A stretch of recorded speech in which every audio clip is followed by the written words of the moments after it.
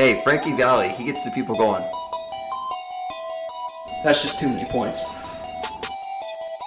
I was like, hey, Gabe, how's it going? I love your work. Dudes on the Mall is the podcast to listen to. Week 8 for Dudes on the Mall. We are virtual again this week. Josh is not here. He's in San Diego again. Listen, I had to flee the state after the stuff that happened on Saturday. I had to leave, so I decided to go across the entire country to get away from it all. Mm-hmm. You might not be safe there. Why is that? I don't know if that's far enough away. That's true. How's San Diego State doing? Do we know? They're not good. Not good. Okay. I would suggest going to a country maybe where they like monitor what you get, maybe like North Korea or something. You won't know what's going on. You won't know that we lost. They'll tell you that we won and you'll believe them. Yeah. What a world that would be. Yeah, we'd be 12-0 every year. So let me get this straight. You're trying to send my ass to Pyongyang. Yeah. Okay. If it's what it takes for us to win. Program guy. Player. So coming off of a very disappointing loss on Saturday to Cincinnati, 19-13. Rumor mill of the day was that KJ Jefferson, parentheses fat, was out. Rumor mill was true. He did dress but did not see the field. We started, obviously, EJ Colson, true freshman, who is 17, which is pretty wild. And then Ja'Cory came in and ended up playing majority of the game. Now, before we get into it, I'm just going to say it real quick. EJ didn't play bad. Johnny just fumbled twice when EJ was on the field. And if Johnny doesn't fumble either of those, totally different ballgame. I'm going to say it now because I said it last week. I'll say it again. The defense, second half defense last week. Defense showed up again this week. Like, we took care of the ball, or we did what we needed to do to win the game, basically. They put us in position to win, and once again, we couldn't score in the red zone. So we'll run through our stats real quick. Cincy's quarterback, 1 touchdown, 2 picks, 3 for 241 and 65% completion. Their running back, Kiner, 17 carries for 83 yards. They really didn't do anything crazy. Ja'Cory in limited snaps was 13 of 20, so 65%, 207 yards, 1 touchdown, no turnovers. RJ Harvey, 17 carries for 94 yards. Ja'Cory, 16 carries for 84 yards. So both of them getting it done on the ground. Kobe, 7 grabs for 114 yards. Our next leading receiver was Magwood with 1 catch for 34 yards. RJ had 2, Johnson had 2, and that really rounds out about our passing attack. But for the game, total yards, UCF 397, Cincy 338. We out-averaged them. We averaged 6.1 yards per play. They averaged 4.8. 0 interceptions on our side, but 2 lost fumbles. 5 of 13 on third down for us, while Cincy was 9 of 16. And this is a very misleading stat. We were 3 for 3 in the red zone. Okay. It didn't feel like that. A touchdown and 2 field goals came in the red zone. That's where our points came from. And on third down, we were 2 of 3. Penalties killed us, 10 penalties for 75 yards. Cincinnati had 6 for 33. And since he was also 1 for 1 on fourth down. I think the thing that bothers me the most is, once again, we could have still won the game. They gave us hope at the end. We were all ready we were like just in the game, and yet they just give us a slimmer of hope. They drive the field. Pulling me back in. They bring us back in. Just to we know they're gonna blitz. Just for that to happen on the last play of the game, to get sacked, to not even get a pass up. If we'd at least gotten a pass up, I would have been I would be okay, but like, better than nothing. To be fair, it was not the worst way a football game ended on Saturday. Did you see how the Ohio State game ended? I was Yes. I would going to rather ask, get sacked. what was worse? What was worse? I would rather get sacked 20 times in a row than the game end the way the Ohio State Oregon game ended. I agree. 100% agree. 100%. Because that was at least, not a boneheaded play. He just got sacked. You're right. Game notes, Justin. What do we got? Yeah, not a lot. I'm gonna be honest with you, not a lot. So we're just gonna kind of fire off the dome a little bit. Yeah, offense. You touched on it. Obviously, it was just ball security. Johnny doesn't fumble those 2 back-to-back offensive plays. I mean, it's the same, or it's a completely different game. So, besides that, yeah, like you said, EJ played fine. It was just Johnny, got rid of it. And him being 17, I think we needed somebody with a hot hand. And Jakari ended up being that hot hand. He was very good, I thought. He's like KJ if you just like put a single athletic bone in his body. You know what I mean? Not fat. He's not fat. like he's a good quarterback, and I think he's going to develop really well. I mean, I don't see why we don't run with Jakari the rest of the season. I think it was nice to get EJ some touches, kind of make him happy, I guess, or start building his confidence a little bit. But he's going to need some time to develop. So, but besides that, I mean, I don't understand why RJ is getting like less and less carries every week. Like it seems like we've like completely, we keep saying we are Navy, but like we just like refuse to hand it off to our best player. I don't know, like he had 13 carries, 14 carries. Like those are decent numbers. 18. He had 18 this week? Did not feel like it. Sorry, 17. Okay. All right. Jakari Well, had 16. Okay, well, my point exactly then. Like he should be getting all of those carries. But behind our O-line, it's terrible. So the sacks were there. O-line is just continues to be abysmal. So you good over there, Brandon? I'm recording from on my floor, and there's like a piece of moss, and it's really bothering me, so I'm throwing it away. Distracting me. But yeah, I don't know. So I mean, the most frustrating part about the loss is that we did not look like that insanely bad. You know what I mean? Like I was not complaining that much about any aspect of our game. I think the only complaint was the turnovers. Yeah, I mean, but and that's whether you want to call it a fluke or whatever. It is what it is. But we played some solid football, within the 60 minutes. So I mean, that was the most frustrating part. But the defense, I mean, we keep talking about how bad the secondary is, but my bigger issue is just we just, for the love of God, cannot get pressure on any quarterback. It does not matter. And I don't care who's back there in the secondary. If you're not getting pressure on the quarterback and he has all the time in the world, somebody's going to get open eventually.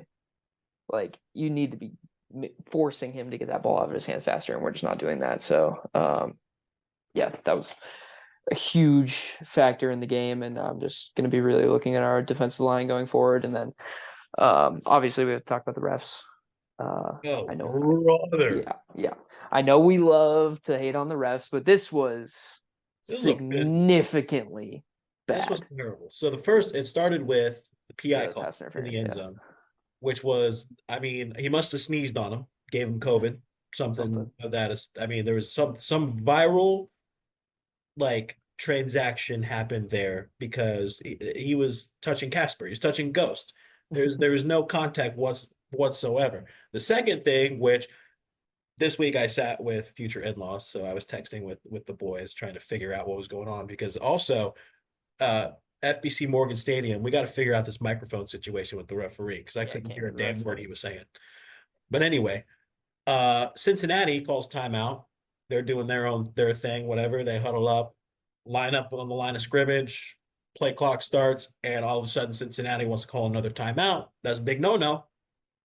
Can't call 2 timeouts in a row. Dude, I'm like, it was like everybody in our section was just like sitting down like, okay, it's timeout. And me and Brandon are on our feet, standing on the benches, screaming. We literally you Googled can't it. call 2 timeouts in a We row. pulled up the rule blah, book blah, sitting blah. there. Yeah. I'm like, and it was, I heard what the ref said. He came on the mic and he was like, I mean, I don't know exactly Basically what he said word for word, but he said Cincinnati they cannot call 2 timeouts in a row, and then they just gave him the timeout and let him run the 4th and 1 play again after we stopped them. And I'm like, like Scott Satterfield sprinted onto the field. Like that's a delay of game. That's whatever that forces them to punt. I mean, I know they didn't end up scoring on that drive. They missed the field goal. They go to halftime, but still, it's like We would have gotten the ball back one more time. I was saying this in our section, like I cannot know more than the refs. You know what I mean? Like, and no fan in that stadium should know more than the referees on the field calling the game, and yet it feels like week in and week out, there's constantly a problem with these refs. So that was one of the worst calls I've ever seen in my life. Like, I know it didn't affect the score whatsoever, but just the fact that was allowed to happen is insane.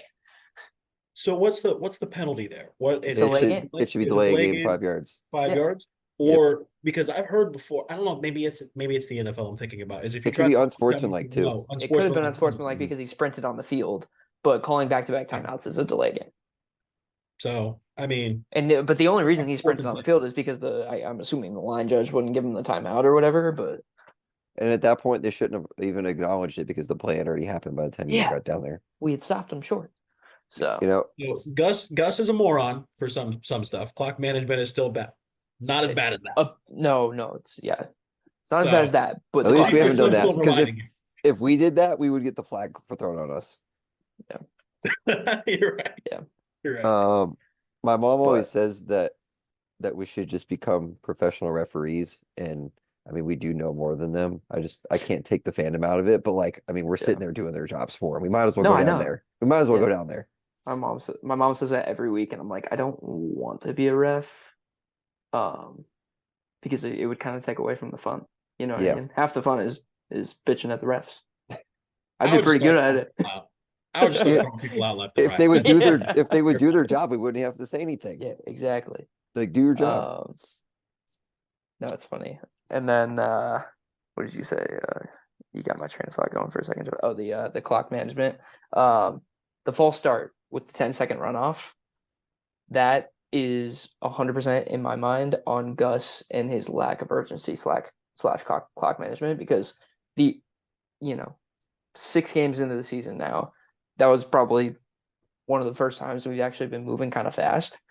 If you're not practicing that, something is bound to happen in a moment when you need it, right? No timeouts left. You can't save the 10-second runoff. And because we never have a sense of urgency, we're like, okay, we can actually win this game. Go, go, go. Somebody's not where I need Gus Malzahn. I'm going to give you the exact scenario where I need Gus Malzahn. When I'm sitting in my cubicle and it's 4:00, okay, the 5:00 hour is coming. How can we manage 4 to 5, to get to 5 with doing the least amount productive, but then the clock, it just keeps going, like the time, it just flies. So like, how can I get that in my life? Do I need to start wearing a visor to work? Is that what it is? I think so. Yeah, I think so. I don't know. Yeah, I mean that was just one thing that popped in my mind. There wasn't really any like other clock management this game that stood out to me, but because we actually did kind of have a sense of urgency at the end of the game. We just shot ourselves in the foot, couldn't make it happen. And I fully believe that that's because of who was under center. I think that Jakari is much more mobile quarterback, and he's more KJ. I mean, it's a joke. We say he's fat, but I mean, like, he is. He's not moving the pocket. He's not. Yeah, exactly. No, he's slow. I've said it a million times. He looks like a grandma back there. It just slows everything down. The entire offense is just, let's take it back, a notch, where we need to be, moving it forward a notch. We need to move it up a notch. And I think Jakari, and adrenaline's pumping. This is his, kind of first shot, we'll say, that's not FCS or whatever. So, he's gonna be all right, let's go, let's keep moving. Even if Gus is lagging behind, Jakari still has that sense of urgency, I think, internally. But you're right. I mean, if the coaches are not on the same page, shit like the false start's gonna happen. Remember when we used to run 3 plays in under a minute? Those were the good days. The glory days. And we can get back to that with Jakari. I don't think Gus will, but I mean, we've done it with him before. We have done it. Yeah. Since he's been here. Because Jakari looked good, dude. He's fast. He my only 2 things that I noticed about Jakari that and he's young. He's what, redshirt sophomore? Yeah. Which he's development. It's gonna come with. He played a couple games at Miami. That was it. Okay, yeah. So the more he plays, obviously the more he's going to develop. So one was he seemed a little run heavy at times, We which did may run be it by 18 design. times. Yeah, right. Like it may be by design, but and with how bad our O line is, like it's tough. But like, would love to see him kind of hold the pocket as long as possible. It didn't feel like he was quite doing that on some plays. And then the other one, he has a cannon of an arm, and the only speed he knows is 100%. And I noticed that several times during the game, and I was like, no feel. he got he's got no feel to it right now, which is an easy fix. He just has to figure out when and what type of pass to throw. But we haven't talked about this. we have Justin Holman. Is that what you're gonna say? No, he is a refined version of Justin Holman He currently. is, yeah. He's Yeah. a better version of Justin Holman. Absolutely. I was gonna say we still haven't mentioned it. I'm not gonna make I'm not gonna make a huge deal about it, but we win the game if Trent Whittemore has hands. We forgot about we forgot about that one. We haven't mentioned it. Oh, I had that in my notes. I completely not that I was looking at them, but yeah. Trent Trent Whittemore Whittemore had a gift of a ball in his hands, and everyone thought he caught it and was ready to walk into the end zone and just flat out dropped it. It was a beautiful pass. I tried to like think about it a little bit and give him the benefit of the doubt because the ball was thrown to the wrong shoulder, but that was the one throw where Jakari absolutely lobbed it up. He had plenty of time. Like we visibly watched him switch and then start tracking the ball down. That's why we all thought he caught it. Yeah, he was wide open. He would have walked into the end zone. That's a bad one. Yeah. So I think we are Jacksonville. That's who we are. I don't know if y'all watched the Jags game, but it was I was asleep. I didn't turn it on. I watched a little bit of it. I saw the drops. Same stuff. Yeah, the drops were bad. Same stuff. Well, on a positive note, the Sandhill Crane sound on the Jumbotron goes hard. That's in my game notes. Silver I don't know if they've been playing that all season and I hadn't noticed it, but I've got a couple highlights from the game. The tacos were phenomenal. I went chicken tacos this week. They were really good. They gave me 3 fully loaded toppings. Got a little bit of sun. Got a little tan this week. That was a perk, I guess. Tailgate was good. That was the most people we've had at one this year. Yeah, it was a good time. Probably like 25 people. Josh was MIA. Hey, and loss priorities. Anti-dude of the week. Here's something that is a detractor, especially if you're over in Stadium Club. If you're sitting in the 200 section, you're gonna get a workout in. Okay, climbing those stairs. I was out of breath. I'm fat. I'm out of shape. Okay, I put the hand up for that. Josh Kristen's fat. That's what I'm saying. I'm out of shape. It's I'm part of the problem. We'll say. But there are stairs on stairs on. We were sitting we were in the 200 section under the press box. We were sitting in the very last row before it turns into Tower Club. So we had to get through 15 rows, but we also had to climb up to the 200 sections. I was huffing and puffing, man. I was dying. I didn't go pee because I didn't want to do that. I was crossing my legs by the end of the game, but yeah, we need elevators, man. We need more elevators because fat people like me we can't do it. Who do you think runs stadiums faster, you or KJ? We should race.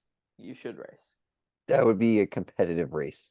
It'd be pretty tight. We got a D1 athlete and an industrial engineer. Who wins? Out of shape. I'm taking the industrial engineer plus 1,000. Let's go. That's value. That's a value pick right there. I'm trying to think of other perks from the game. Nugget ran wild pregame. That was a perk of the game. We almost got the fourth quarter video.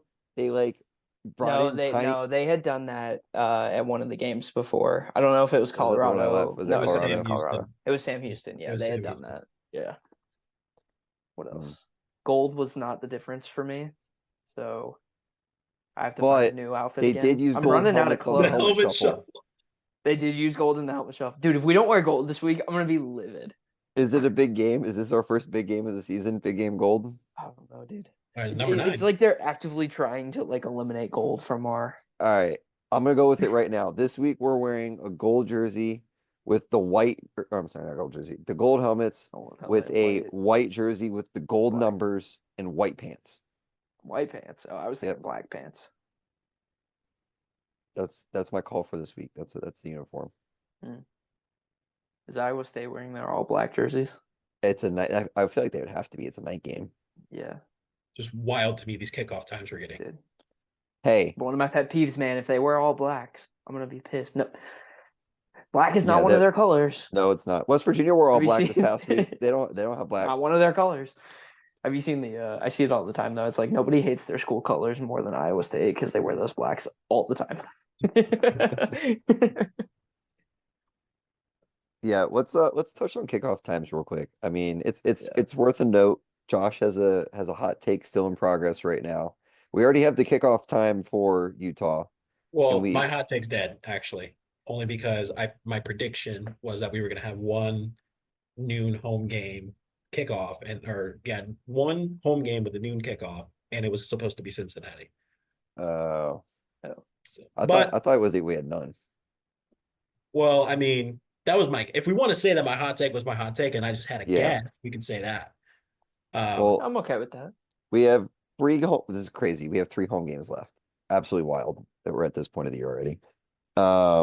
Sad. Feels like BYU it's will been be 5 years. yeah. Feels like it's been 5 years and also feels like it's been like 2 weeks. Yeah. BYU will be sometime between 3:30 and 8, which is wild to me. That feels like that is a noon game by all accounts, but homecoming, maybe we BYU get it good. together. I won't jump ahead. But we'll have that kickoff time next week, and then we're just left with Arizona, who will not be ranked most likely coming into that game. So we should have 2 pretty mid teams at that point. But before we move on to our game preview this week, I'm just gonna throw it out there now. I'm fully prepared to be on a 5-game losing streak going into the Arizona game at 3-5. I'm fully prepared to not win a game the rest of the season. I really am at this point. I mean, look at our schedule. This is the thing though. What happens? Like say hypothetically, because it will be the least surprising thing. Say, and I'm not expecting this to, but you can't tell me you would not be shocked. Is if we somehow pull out a win on Saturday and then we come back and then we beat BYU at home and we're sitting there at 5-3 and then we just throw up a stinker against Arizona at home on the space game.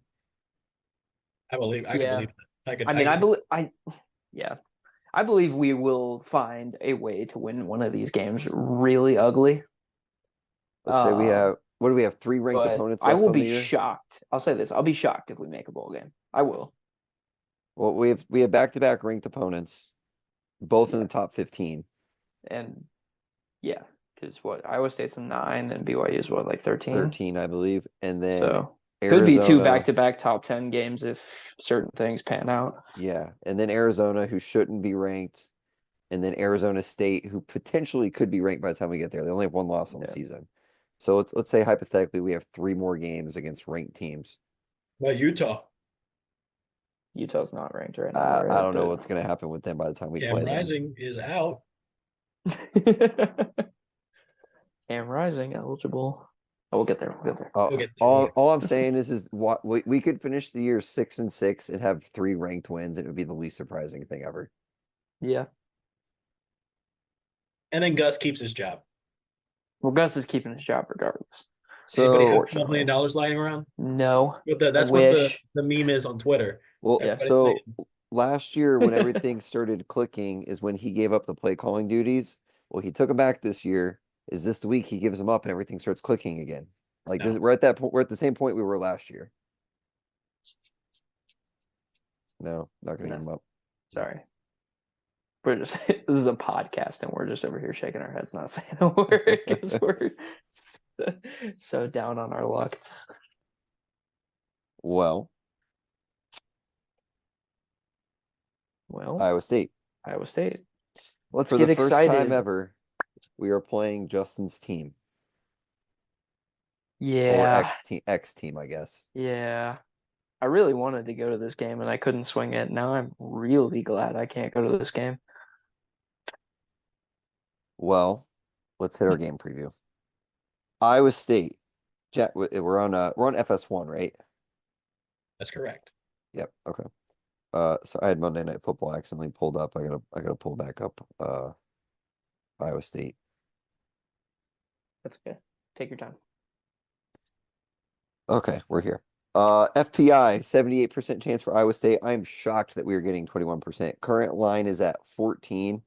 Have you guys seen what the over-under is set at? No. Uh, This is an Iowa State game. yeah, it's probably pretty low. 43 46. and a half. Wow, 47.5. Yeah. That might be one of the lowest ones that we've had in a very long time. Quick rundown of Iowa State. I'm just going to throw it out now. If we are to pull off the upset, this is the game that sets up well for us. They're not an offensive juggernaut. And I'm not going to say that they give up points because they don't, but they haven't really played any mobile teams, mobile quarterback types so far. So quick rundown. They played North Dakota to start the year, 121-3. Iowa put up 19 on them. So that's a pretty big Hey, deal. They beat Iowa's Iowa put by up points this year. Iowa's They- been hitting overs, man. Okay. We'll get to Well, that later. they beat Iowa by 1 point. They beat Houston 20-0. Their one blowout win on the year. Arkansas State doesn't count. They beat Baylor 43-21.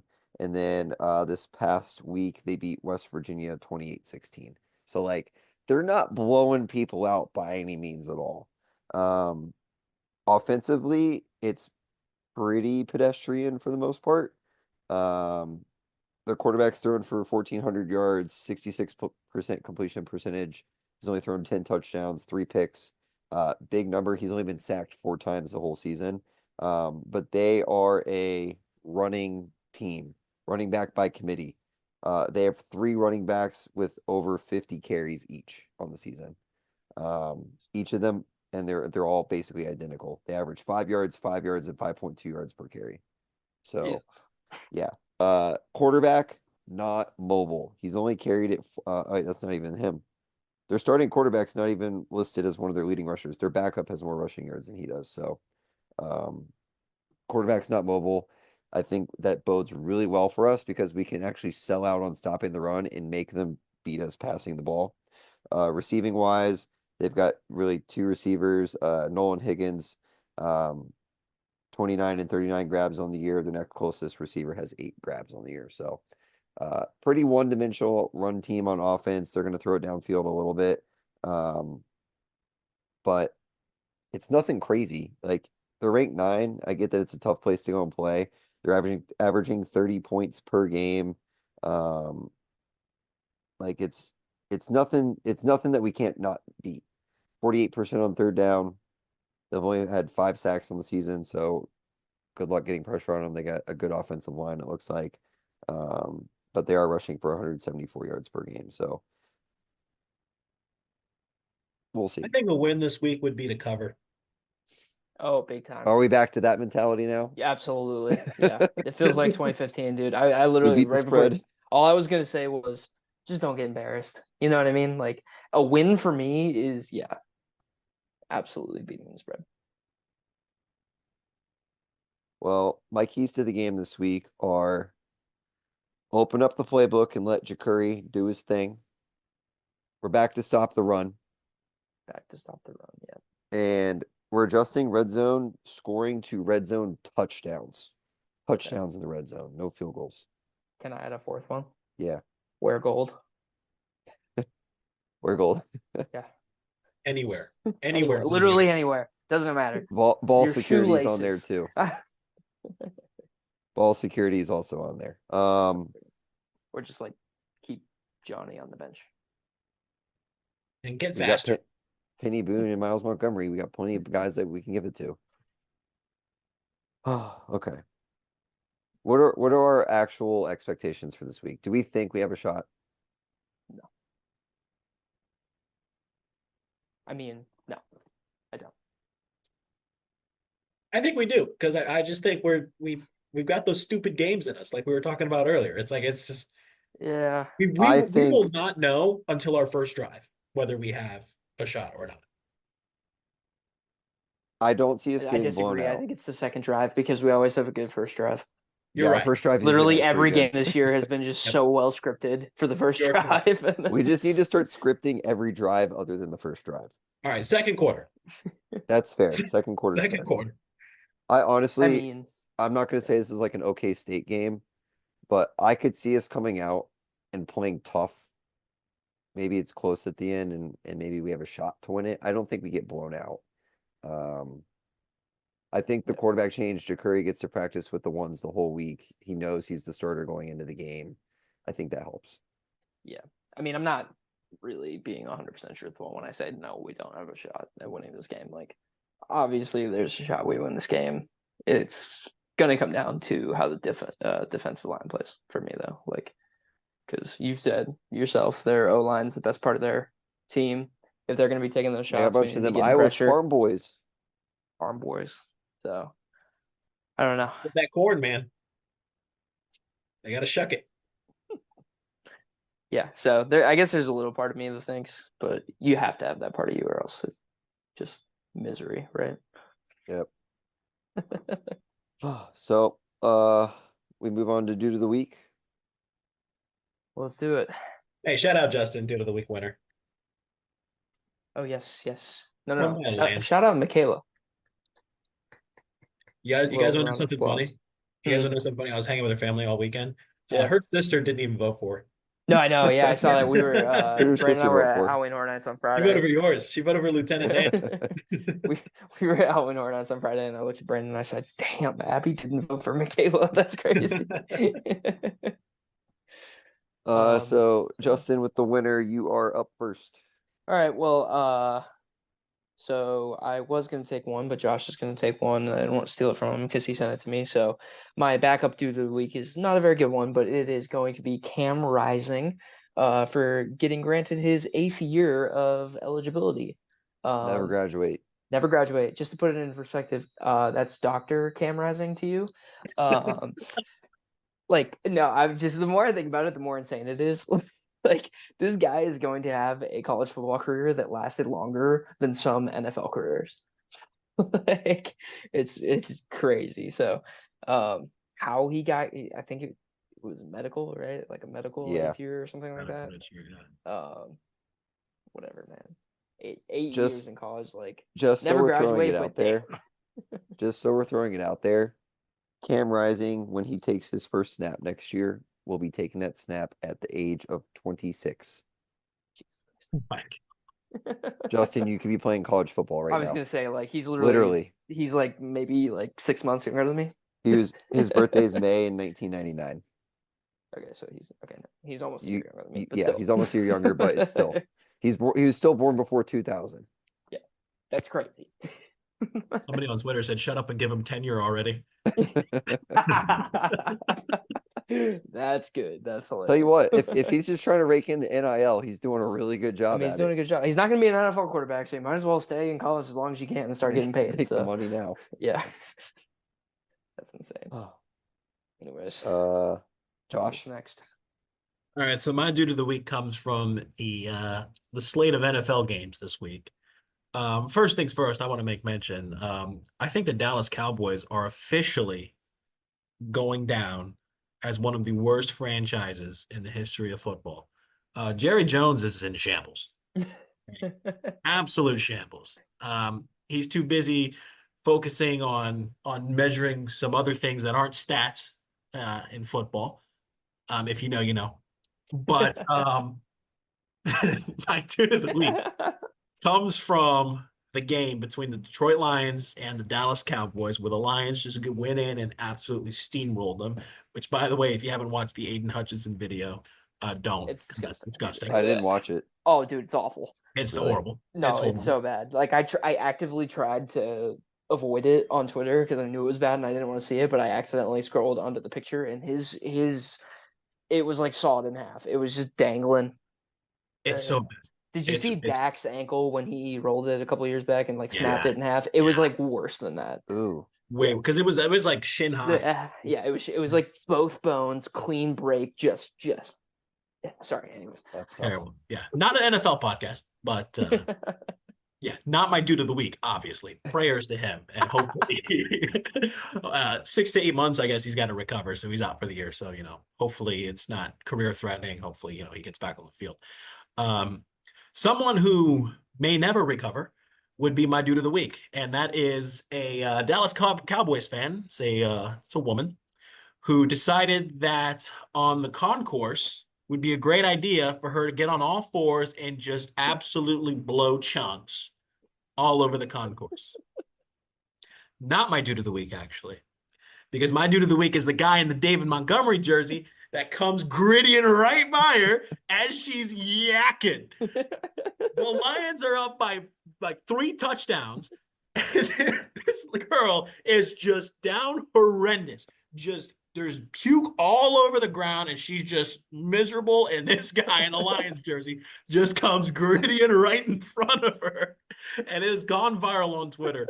That guy might be dude of the year.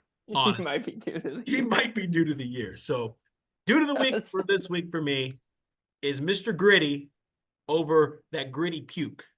We'll say. There's so much good that came out of the game. The Lions were lining up offensive linemen as legit receivers and throwing them the ball. And then did you guys see the video of I'm getting off topic. The video of the guy that was the Lions fan in the parking lot that had like a 2 foot tall skeleton with the Dak Prescott jersey with the leash around it, just dragging it around the parking lot. Say, hey, I've got Dak. Oh, that game was hilarious, dude. I think Oh, I think the best part of the gritty video though was there was like a little kid that was in a Cowboys jersey that started following the Lions guy. Like, okay, he had no idea. Oh man, what a horrible situation if you're a Cowboys fan. But that was awesome. That was awesome. My dude of the week. I had a couple honorable mentions. I already threw out Nugget earlier. I was also going to honorable mention Pat McAfee just for his intro on game day. I thought it was pretty electric. But mine also comes still from game day. My dude of the week's gonna be the Oregon Duck. Just an absolute menace behind the set all day. If you haven't seen it, he's got tons of signs. The one in particular that I thought was the best was as Nick Saban is giving a serious speech, the Duck lifts up this sign and just starts buzz cutting this kid's hair, sitting like shoulder level with Nick Saban. And as you can imagine, Pat McAfee's just absolutely dying at laughing while Saban's trying to be all serious here. And he's like, Coach, I'm sorry I got to interrupt you, but like this kid's literally getting his head shaved right behind you. So my dude of the week is the Oregon Duck for the shenanigans he was pulling on game day. So good. Duck was a savage this weekend. He was. I mean, absolute savage. He had a sign at one point that said, Sydney Sweeney, call me back. He was all over the place. Oh, I love it. Before we go to picks, I think we just need to throw out a couple honorable mentions for just around the league, because what a weekend for college football it was. The new top 25 is wild. We have Army and Navy both in the top 25. Oh yeah. Jacob, here's your Indiana plug. Indiana, we think, is actually a really good team. They have a tough game against Nebraska this week. Oregon, I guess, is actually good. Wouldn't have thought that after 2 weeks into the season. And I'm gonna leave it with this. You guys can say anything if you want. If not, we'll go to picks. Who would have thought in the first year of the college football playoff that Alabama might not make it in of the 12th team? I think they'll find a way to make it in. They'll find a way, but they almost lost this weekend. They did. Also, I just want to shout out Vandy. They're a legit football team. Vandy is absolutely a legit football team. Are they like legit ranked? No, they're not. No, they ranked receive them in votes. my rankings. They receive votes. I think they should be ranked. I don't know if they play this week or if they do, who they play, but I would imagine if they win this week, if they play, they would move into like the 25 spot. Yeah, they have to. Because they're like beating Bama at home and then going to Kentucky and winning back-to-back weeks, like that's huge. If you look at like the SEC standings right now, it's crazy. Oh, it's all over the place. Vandy's in like 4th. Yeah. Okay. How about our friends in Boise? Oh, yeah. 15. Look Dude, at him go. Ashton Janty. He's a dog. That loss to Oregon keeps looking better. Yeah, it does. Yeah. Vanderbilt does play this weekend, by the way. They play Ball State. Oh, okay. Oh, that's a win. Yeah. Okay. It'd be the most Vandy thing if they lose. Yeah. Okay. All right. Picks. Once Let me lead off. Quick recap. Go for it. Another winning week last week. Not as good as we want, but still up is up. 5-4. My double down hit of Oregon plus 3.5 and the over. What a cover. You're welcome. Yeah, I was We told, hoping we told you to take both. that's fair. That's true. I was the only one on Oregon plus 3 though. You were. Boise covered by half point against Hawaii. Huge. Ole Miss lost in overtime. BYU killed Arizona. Penn State bad beat, won by 3. Had them at 4.5. Georgia Tech, UNC under did not hit. Army still an absolute wagon, covered 26.5, and then Utah lost outright to Arizona State. Still a winning week though, so my record has moved to 31, 22, and 1. You need to start going last because I just don't want to follow that up. So actually pretty midweek for me. My week went 4-4, so staying at 500 brings my season total to 26, 37, and 1, which is why I want to go before Brandon now. But my start with the losers. I was on Ohio State 3.5 over Oregon, so loser there. Bad beat in Penn State -4. They won by 3. Man, does Oklahoma stink? I had the over 49. I figured if they could even put up maybe 14 points, I would hit. They put up 3? Think Question so. mark? So yeah, and then Pitt -3. Another bad beat. They won by 2 against Cal, and they had the game in hand, and just a couple of garbage time points for Cal. Led to a loss there. So, but the winners, we have 4 of them. LSU plus 3.5, my too many points of the week. The outright winners against Ole Miss, love that. BYU -3.5 against Arizona, super easy. Army continues to be a wagon, -26.5. And I had the over in South Carolina and Bama at 50.5, and I believe that they scored 52. So, winner there as well. Well, I also don't want to go after Brandon because I went 4-6 this week, and brings my season total to 23 and 34. So Lots of just not, season You're right left, there with guys. me. You're Lots right there of with me. season now. left. A lot of season left. the race is for second place now. How many It just plays do takes you have one this good week? week. You have to have at least like 9 or 10.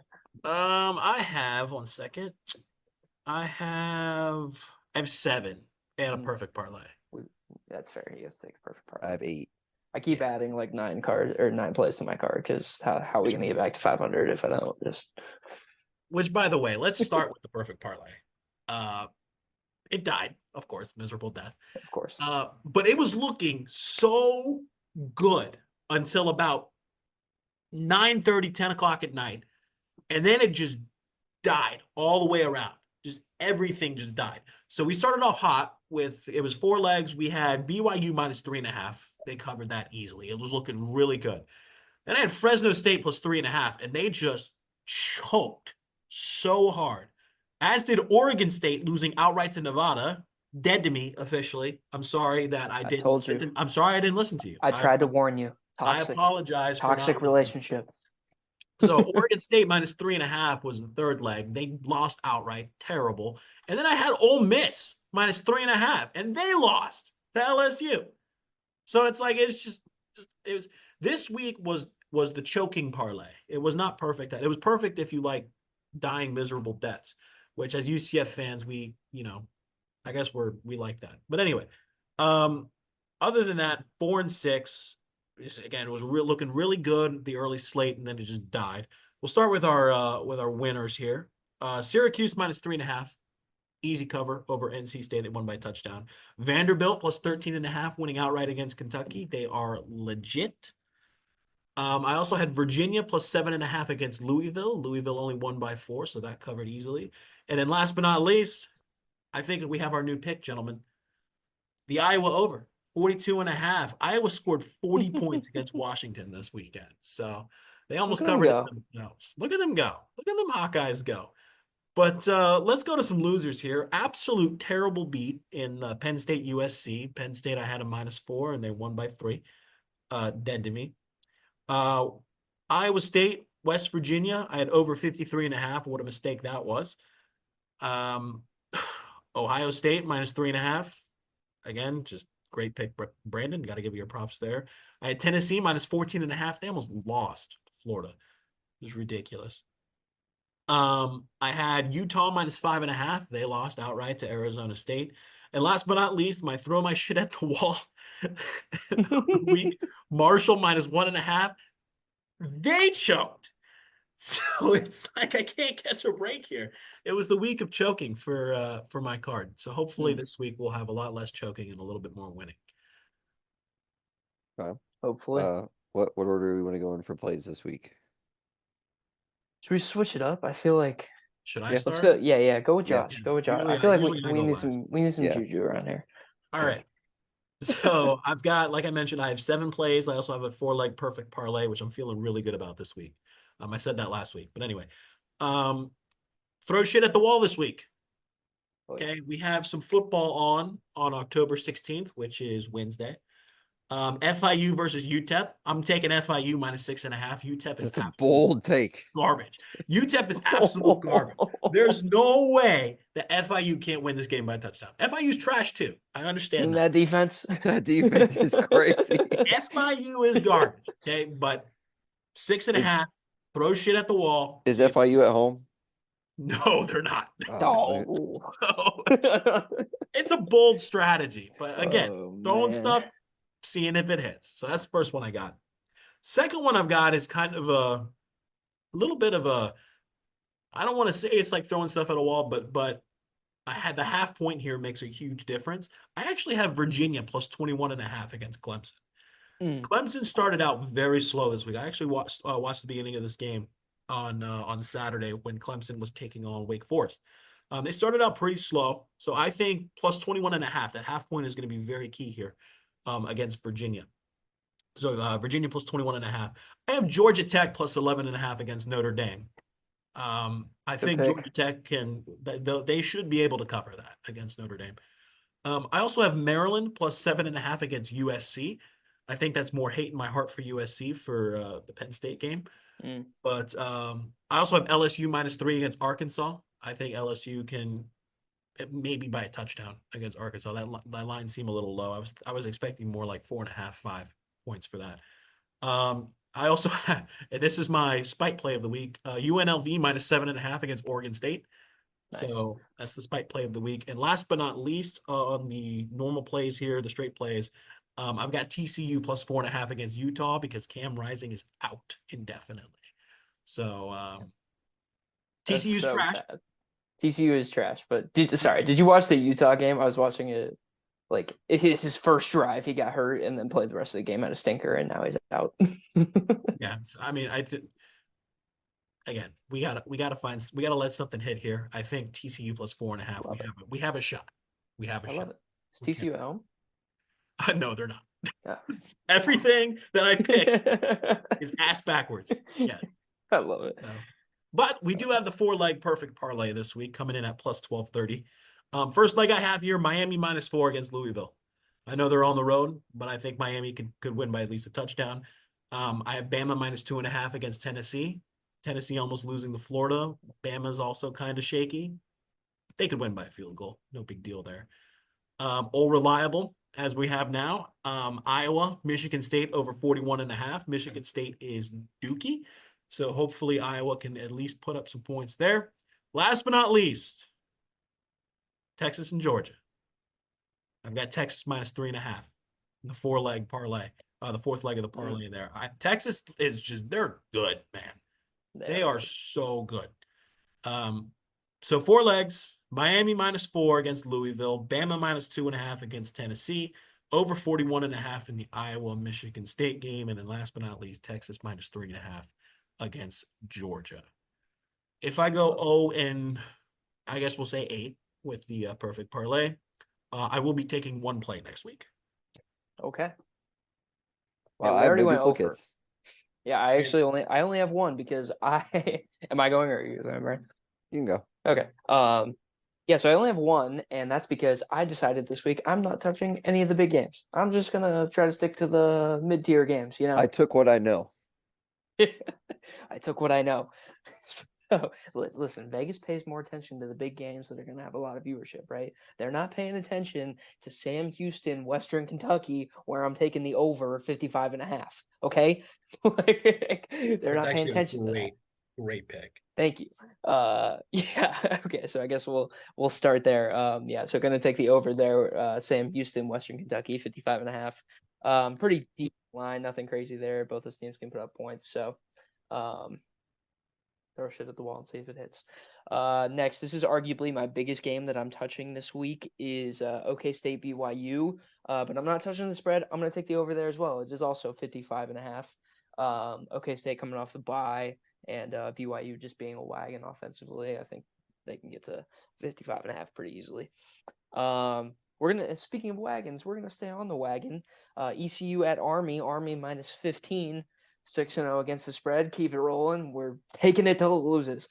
So yeah, then moving on. Okay, I lied. This might be my biggest game of the week. South Carolina at Oklahoma. This is more of a spite play though, because Oklahoma didn't put up any points last week.